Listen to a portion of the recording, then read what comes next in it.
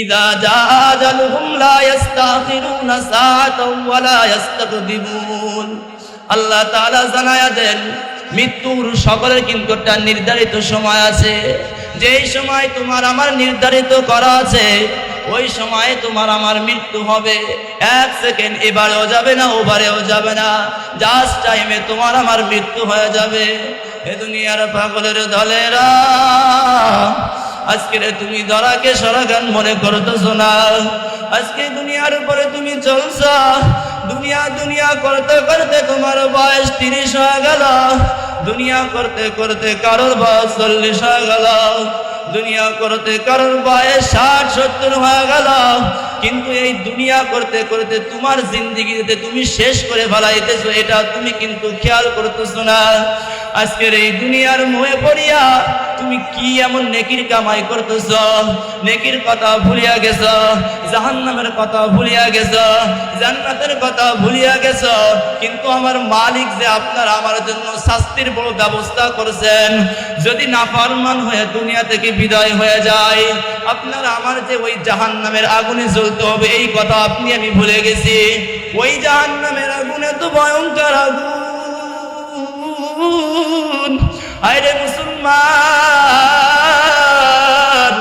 এই দুনিয়ার আগুন যেইখানে লাগুক না কেন, যদি আমার হাতের তালুতে লাগে হাতের তালু কিন্তু যন্ত্রণা করবে, জ্বালা যন্ত্রণা করবে। যদি আমার পায়ে লাগে আমার পা কিন্তু যন্ত্রণা করবে। এই দুনিয়ার আগুন যেইখানে লাগবে সেইখানে জ্বালা যন্ত্রণা করবে, কথা কোন ঠিক কিনা? কিন্তু আমার ওই মাওলা পাকের জাহান্নামের আগুন আপনারা আমার যেইখানে লাগুক না কেন, আপনারা আমার সর্বপ্রথম আপনারা আমার কলিজাকে আঘাত করবে। এ দুনিয়ার মানুষ, ওই জাহান্নামের আগুন এত ভয়ঙ্কর আগুন আপনি আমি কিন্তু সহ্য করতে পারবো না। মায়ে দূর হো মজবুর হ্যায় সৈয়দ আলম, मैं दूर मजबूर है सैयद आलम, दीदार दिखा दे नहीं आवाज सुना दो, दीदार दिखा दे नहीं आवाज सुना दो। मैं सूरत यूसुफ को नहीं चाहने वाला, मैं सूरत यूसुफ को नहीं चाहने वाला। अफहसिबतुम अन्नमा खलकनाकुम अबसा व अन्नकुम इलैना ला तुरजाऊन।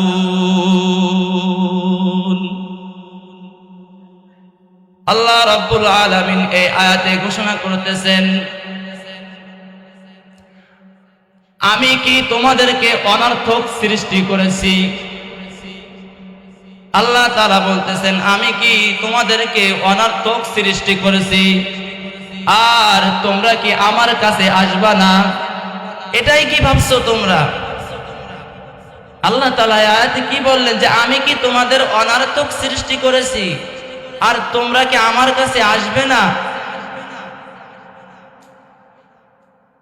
এখন আমাদের তো এর ভিতরে একটা প্রশ্ন থেকে গেল যে আল্লাহ তাআলা আমাদেরকে অনর্থক সৃষ্টি করেন নাই, তো এখন প্রশ্ন হলো যে কেন সৃষ্টি করছেন? কথা কোন ঠিক কিনা?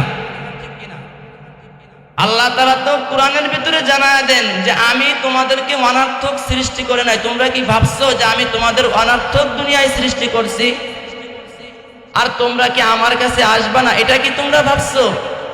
এখন আমাদের প্রশ্ন হলো যে আল্লাহ তাআলা যে আমাকে আপনাকে এই দুনিয়ার সব কিছুকে যে অনর্থক সৃষ্টি করেন নাই, এন্ড প্রশ্ন যেটা যে কেন সৃষ্টি করছেন?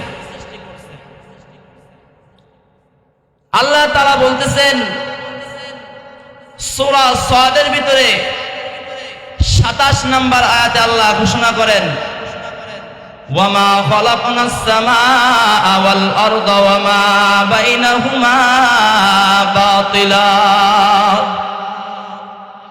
আল্লাহ রাব্বুল আলামিন বলে এই জমিনের ভিতরে এবং আসমানের ভিতরে যা কিছু আছে আমি কোনো কিছুই অনর্থক সৃষ্টি করি নাই।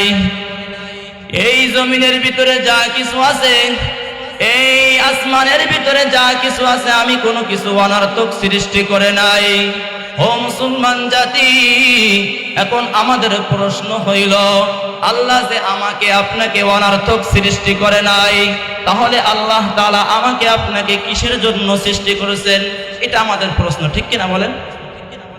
আল্লাহ তাআলা তো বলে দিয়েছেন যে আমাদেরকে অনর্থক সৃষ্টি করে নাই, তাহলে আল্লাহ তাআলা কেন সৃষ্টি করলেন? এরকম প্রশ্ন আসে না? আল্লাহ রাব্বুল আলামিন কুরআনের ভিতরে আবার জানায়া দেন, ওয়ামা খালাকতুল জিন্না ওয়াল ইনসা ইল্লা লিয়াবুদুন। জোরে বলুন আল্লাহু আকবার।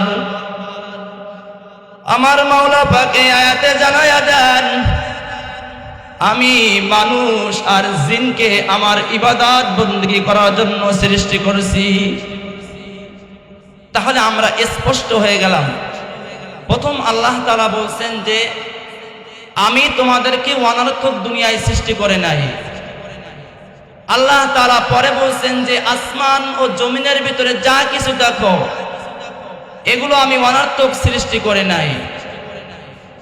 এবং পরে আল্লাহ তাআলা জানায়া দেন, ওয়ামা খালাকতুল জিন্না ওয়াল ইনসা ইল্লা লিয়াবুদুন, আমি মানুষ এবং জিনকে সৃষ্টি করেছি আমি আল্লাহ তাআলার ইবাদত বندگی করার জন্য। এখন প্রশ্ন যে এই ইবাদত বندگی কতদিন করতে হবে? এই ইবাদত বندگی কতদিন করতে হবে? আল্লাহ রাব্বুল আলামিন জানায়া দেন, ওয়া'বুদ রাব্বাকা হাত্তা ইয়াতিয়াকাল ইয়াকিন। যতদিন তুমি দুনিয়ার উপরে থাকবা, যতদিন তুমি বেঁচে থাকবা, ততদিন তোমার মাওলা পাকের ইবাদত বندگی করবা। আল্লাহ তাআলা জানায়া দেন, যতদিন তুমি দুনিয়ায় বেঁচে থাকবে ততদিন তুমি মাওলা পাকের ইবাদত বندگی করবে। হে মুসলমান জাতি, আল্লাহ রাব্বুল আলামিন দেখেন আপনাকে আমাকে মুসলিম বানায়া দুনিয়ায় পাঠাইছেন। আমরা যারা এখানে উপস্থিত আছি জোরে আওয়াজ করে একটু বলেন তো, আল্লাহ তাআলা যদি চাইতো আমাদেরকে কোনো বেধর্মী ঘরে জন্মগ্রহণ করাইতে পারতেন কিনা? আল্লাহ যদি চাইতো আমাদের কোনো ইহুদি খ্রিস্টানের ঘরে জন্মগ্রহণ করাইতে পারতো কিনা? আল্লাহ যদি চাইতো আপনাকে আমাকে নাফরমান বানায়া দুনিয়ায় সৃষ্টি করতে পারতো কিনা? আল্লাহ চাইলে ইহুদি বানায়া সৃষ্টি করতে পারতো কিনা? হে মুসলমান জাতি, মাওলা পাক বিনা দরখাস্তই, বিনা কষ্টই, বিনা দরখাস্তই, বিনা কষ্টই আমার মাওলা পাক আপনাকে আমাকে মুসলমানের ঘরে জন্মগ্রহণ করাইছেন। জোরে বলুন আলহামদুলিল্লাহ।